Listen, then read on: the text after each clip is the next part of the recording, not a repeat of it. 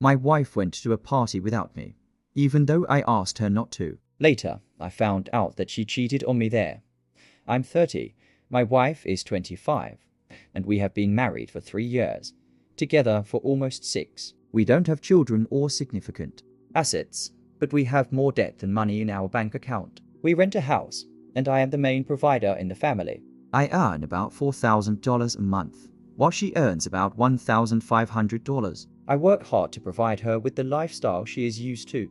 My work team is very friendly. A colleague I worked with for almost 3 years invited me to join an amateur football league, which I have been playing in for 2 years. My wife attended every game I played, and I thought she was supporting me. But deep down, I always suspected she was more attracted to the opportunity to drink. I usually limited myself because of the games, but she, as a spectator, had no such restrictions. After the games, the team would gather at someone's house, go to a bar, and order pizza. A couple of weeks ago, the team decided to have a get-together at a teammate's house in a nearby city. After the game, I told my wife we couldn't go because I had work early the next morning. On the way home, she texted one of my teammates whom I considered a friend to take her to the party. Already in the car, she asked for my permission.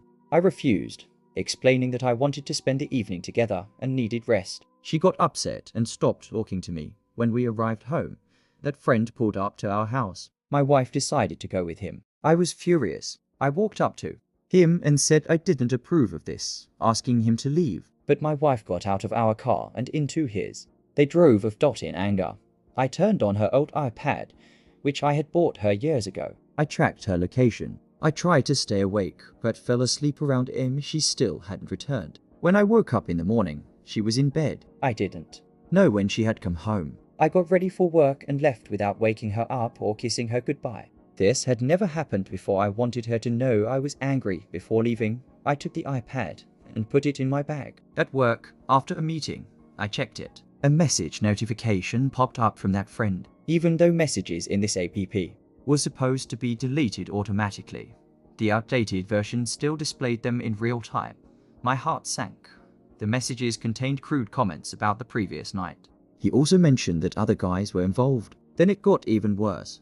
I saw my wife asking him to send her an explicit video, which he did. I was horrified. I ran to the bathroom and threw up. Shaking, I asked to leave work early and went home. My wife was still asleep in our bed. I woke her up and asked her to come downstairs. Sitting across from her, I asked her to tell me everything about last night. She claimed she had just been drinking, playing pool, and socializing, nothing more. Then I asked when she last spoke to that friend. She said they had exchanged a couple of casual messages that morning. I dropped the bomb.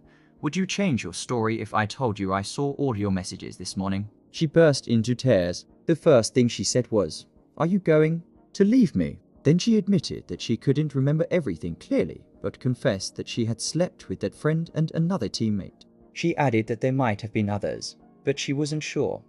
I was devastated. I asked if this was the first time. She admitted that it had happened before once, even in our home while I was sleeping upstairs. That was the last straw. I helped her pack a bag, and she left for her family's house. She begged me not to tell anyone. 2 weeks have passed, and I don't know what to do. I hope this isn't the worst case of betrayal, but it's hard to imagine anything worse than catching your wife cheating with people you had welcomed into your life and finding out it had been happening for months. She is an alcoholic and claims she will start attending AA meetings and wants to go to marriage counseling to fix things. I think it's too late, but I feel weak and overwhelmed with emotions, including guilt. I have a meeting with a divorce lawyer tomorrow. I want to believe I'm taking the right step. No matter how much she begs to fix things, I can't even talk to her without replaying that video in my head. I deserve better. Is there anything left to save? I'm a good person, right? Any support or advice would mean a lot. It's incredibly hard to stop caring about someone who suddenly betrayed you. Update 1. I sincerely appreciate all the advice, support, and positivity. I know it's been almost a month since my first post, and many of you were curious about how I've been doing. Unfortunately, the situation went from terrible to something even worse. There are no words to describe it. A few days after my first post, I took your advice and consulted multiple lawyers, so I would have options if I decided to proc